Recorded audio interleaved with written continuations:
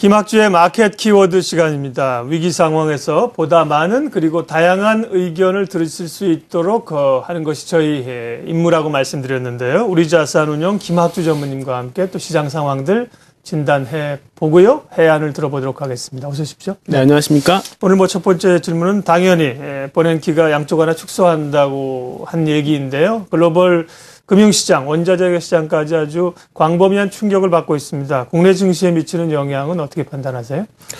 예, 일단 그가 조금 이기적인 생각을 하는 거죠. 네. 그러니까 이제 그 추구 전략에 대해서 자기가 믿는 거는 이제 부동산 가격이 올라가고 있잖아요. 네. 그러니까 5월 달에 미국의 기존 주택 판매 그 평균 그 단가를 보니까 전년비 한 15.4%가 올라갔더라고요. 네. 그러니까 이제 불이 붙었다고 생각을 하는 거죠. 그래서 굉장히 이제 우리는 됐다라는 식으로 얘기를 하는 것 같은데 과연 이제 출구 전략을 했을 때 이제 모기지 금리도 올라가지 않습니까? 그렇다면 과연 그 부동산 가격이 계속해서 올라갈 수 있을까라고 의심할 수도 있는 거죠. 네. 다만 번역이 그렇게 생각하는 것 같아요. 그러니까 세계에서 여타 지역들의 돈이 다 미국으로 들어올 것이다. 그러니 나중에 지금은 좀 충격을 받겠지만 결국은 이제 미국 국채라든가 모기지 증권의 가격도 안정되고 금리도 안정될 것이다. 그러니 우리는 됐다. 이런 식의 생각을 하는 것 같은데 또 이제 아시아 쪽에서 돈이 빠져가지고 좀 충격을 받을 수 있지 않습니까? 그러면 미국 은행들도 좀 타격을 받을 수 있을 것 같은데 우리는 충분히 미국 은행들을 건강하게 만들어 놨으니까 좀 버틸 수 있지 않는가. 그러니 한번 해보자. 이런 식으로 얘기하는 것 같은데 과연 그의 어떤 그런 생각들이 정말 정확할지 맞아 들어갈지 만약에 나중에 부작용이 심각하면 다시 양적 완화로 돌아가겠죠. 예, 근데 그렇겠죠. 어쨌든 그가 이기적인 도박을 하는 그 과정 동안은 굉장히 혼란스럽고 네. 패닉셀링이 나올 수가 있다는 거거든요. 한국에 대해서 얘기를 해보면 결국은 자금난이에요. 돈이 빠져나가니까요. 특히 우리나라 그 굴뚝산업들을 보면은 상당히 그 레버리지가 높다 그러잖아요. 그 얘기는 결국은 이게 변동폭이 되게 심하거든요. 업황이 안 좋죠. 근데 특히 이제 중국 등 신흥기업들이 이렇게 올라오면서 경쟁력도 뺏기고 있어요. 그럼 영업에서 돈을 잃지 않습니까? 그 부분을 이제 외부에서 자금 조달을 해야 되는 거 아니에요. 근데 자금난이 생기면 결국 못 하는 거죠. 그럼 기업이 실패하거든요.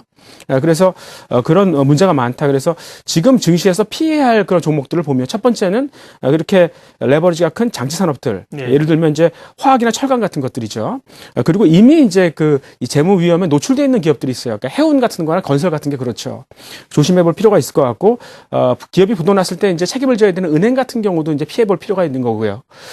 또 반면에 이제 어차피 달러가 적어도 아시아 통화에 대해서는 강세로 갈 테니까 이제 자동차 같은 수출주는 보상을 받을 것이고 금리 인상이 됐을 때 수혜주는 보험이니까 지금 너무 명암이 뚜렷하죠. 그러니까 확실하게 그 분간해서 투자를 해볼 필요가 있겠다 이렇게 말씀드릴 수 있겠습니다. 네.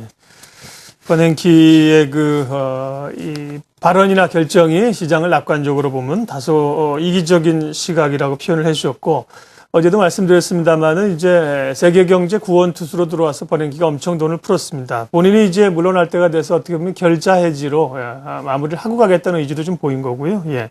관련해서 국내 증시 업종별 전략까지 주셨어요. 예. 양쪽 하나 얘기 말씀하셨는데 다음 질문 넘어가도 됩니까? 네, 말씀하십시오. 네.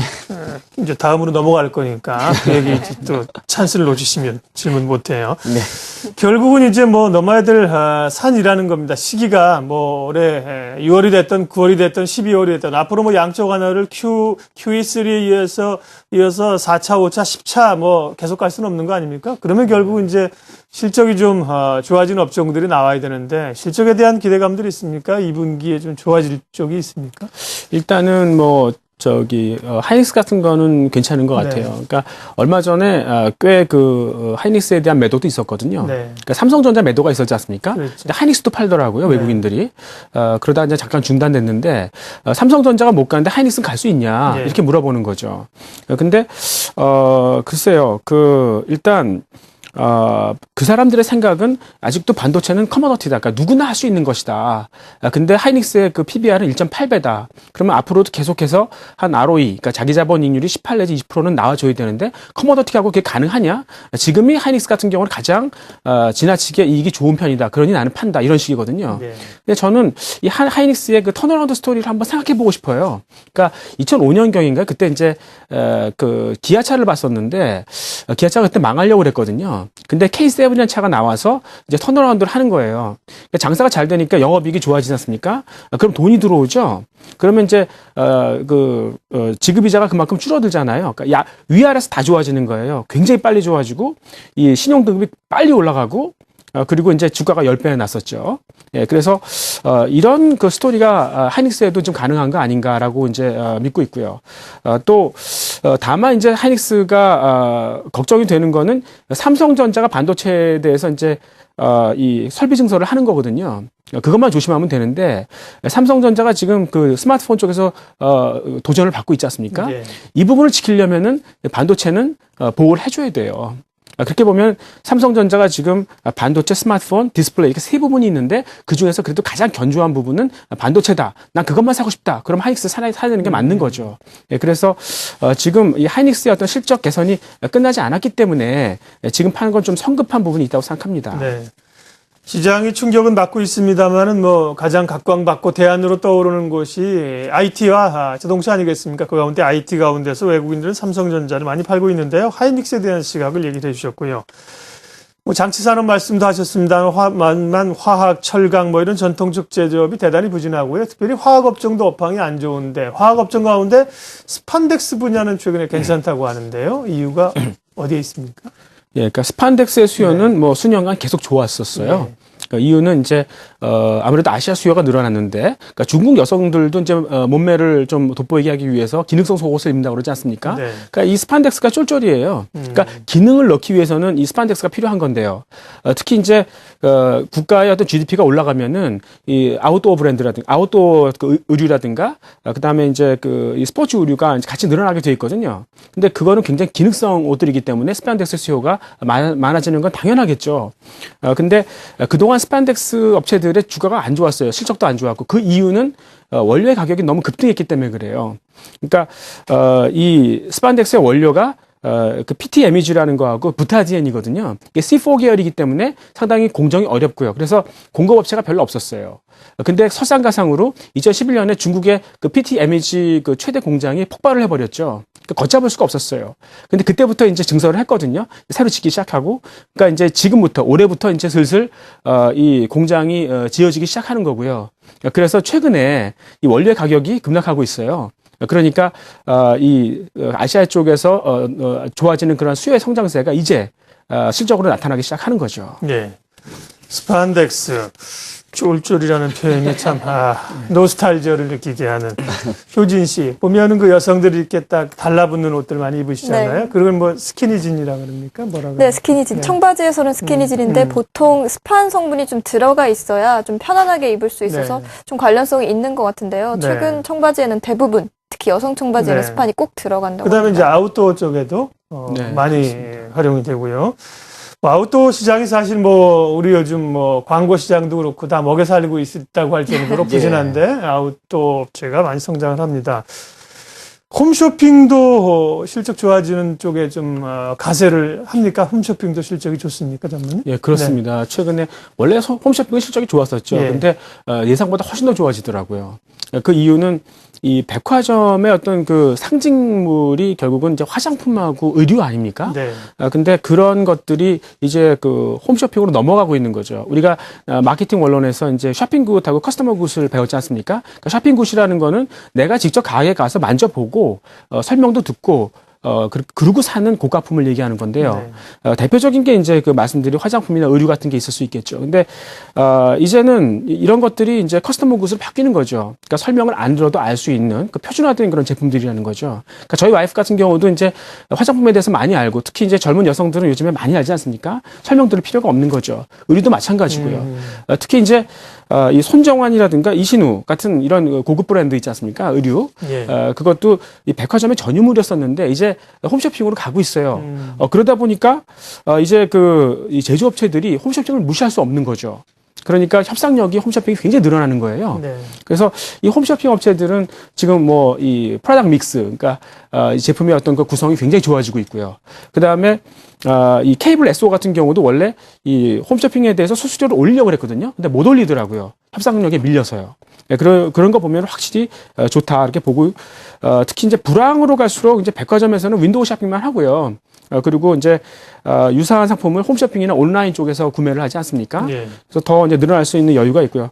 얼마 전에 나와서 이제 그 모바일 게임에 대해서 그게 이제 새롭게 나왔을 때 처음에는 게임 업체들이 각광을 받지만 금방 그 레드오션, 그러니까 경쟁이 심화되고 결국은 이제 그거를 갖다 파는 플랫폼 업체들이 수혜를 본다 이렇게 말씀을 드렸었는데 이것도 마찬가지인 것 같아요. 그러니까 이 화장품이나 의류가 가격이 싸지다 보니까 그거를 떼어다 파는 홈쇼핑이 결국은 상당히 성장이 두드러진다 이렇게 볼 수 있겠습니다. 네. 근데 백화점 같은 그 오프라인 매점이 이제 경쟁력을 잃어갔는데 정보량이 늘어나니까 오히려 홈쇼핑 같은 걸 더 이용해서 실적이 좋아진다 그러셨는데 또 홈쇼핑은 반대로 또 인터넷 쇼핑 쪽으로부터 좀 위협을 당하고 있지는 않습니까? 그러니까 그 중간에 있는데 아직까지는 홈쇼핑에서 굉장히 설명을 잘 해주셨으니까 아직까지는 그쪽으로 완전 넘어가지 않았기 때문에 지금은 굉장히 즐기고 있는 것 같습니다. 네. 확실히 인터넷 쇼핑과 홈쇼핑에 좀 차이가 있는 것 같아요. 일단 홈쇼핑에서는 좀 더 제품에 대한 설명을 가시적으로 볼 수 있고 또 이것을 구현하는 모습을 실제로 보여주잖아요. 저 같은 경우에도 뷰티 프로그램도 자주 보는데 그 프로그램이랑 홈쇼핑이 굉장히 유사한 성격을 띠면서 좀 더 설득적으로 가는 게 아닌가라는 생각도 듭니다. 인터넷 쇼핑 좀 답답하지 않나요? 그렇죠. 그리고 예. 사진만 있으니까 신뢰할 그렇죠. 수 없다는 생각이 드는데 좀 입체적으로 다가오는 것 같아요. 네. 가격에서만 이제 경쟁력을 찾던 소비자들이 이제 그런 정보에 대해서 니즈를 충족시켜주는 게 홈쇼핑이군요. FTA 자유무역 협정이 이제 단계적으로 확대되면서 축산물, 수산물, 식생활과 관련된 변화를 좀 주목하자는 말씀 마지막으로 가져오셨네요. 네, 일단 뭐 한국하고 EU하고 FTA가 내년부터 이제 슬슬 발효가 되거든요. 네. 그렇다면 축산물 같은 경우에는 부위별로 내년부터 이제 수입 관세가 해제가 되는 거죠. 네. 근데 그쪽이 훨씬 더 가격 경쟁력이 있지 않습니까? 그렇겠죠. 그러니까 이제 수율이 좋아서 그렇습니다. 그러니까 출산율이 좋은데요. 돼지 같은 경우에는 그쪽 유럽의 농가들은 뭐 어미돼지 한 마리당 새끼 돼지는 한 25마리 정도를 키우거든요. 네. 근데 우리 농가는 한 15마리, 15마리밖에 안 돼요. 네. 그러니까 그만큼 이제 얼마나 잘 새끼 돼지를 잘 키워나가는가, 죽이지 않고, 그런 생산성이 좀, 부족한 거죠. 근데, 저는 사료업체들을 보고 있거든요. 이 사료업체들이 최근에 우리나라 농가를 인수를 해요. 그러면서, 여기는 그래도 기업형이기 때문에 생산성이 좋거든요. 근데 아마 내년쯤 되면은 유럽에서의 냉동육이 들어오면은 우리나라 축산 농가가 상당히 타격을 받을 것이고, 정부가 거기에 대해서, 보조를 해줄 거예요. 그러면, 이 사료업체들 같은 경우에는 생산성도 있고, 그 다음에 보조도 받고, 이렇게 되니까, 상당히 좀 괜찮지 않을까, 이렇게 생각을 하고 있고요. 네. 또 이제 보면은 중국인들이 최근에, 이 고급 어종을 먹기 시작했어요. 그러니까 이제 뭐 참치라든가 새우, 굴, 연어 뭐 이런 쪽인데 옛날에는 중국이 이 냉동 보관 시설이 부족하지 않습니까? 그러니까 이 접근이 안 됐는데 이제 도시화가 되니까 그리고 슈퍼마켓이 나타나니까 이제 먹기 좋은 형태로 가공을 해서 냉동차로 이제 보급을 하는 거죠. 그러니까 최근에 뭐 유엔의 FAO의 통계를 보면 지난 5월달에 어가가 전년비 15% 상승을 하면서 사상 최고라고 그러거든요. 그러니까 지금 배를 갖고 있는 수산물 업체들 이런 쪽을 좀 볼 필요가 있겠다 이렇게 생각하고 있습니다. 네. 김학주의 마켓 키워드, 미국의 양적 완화 축소 논의를 포함해서 주간 이슈들 주목해 봐야 될 점들 점검해 봤습니다. 우리 자산운용 김학주 전무님 함께 했습니다. 고맙습니다.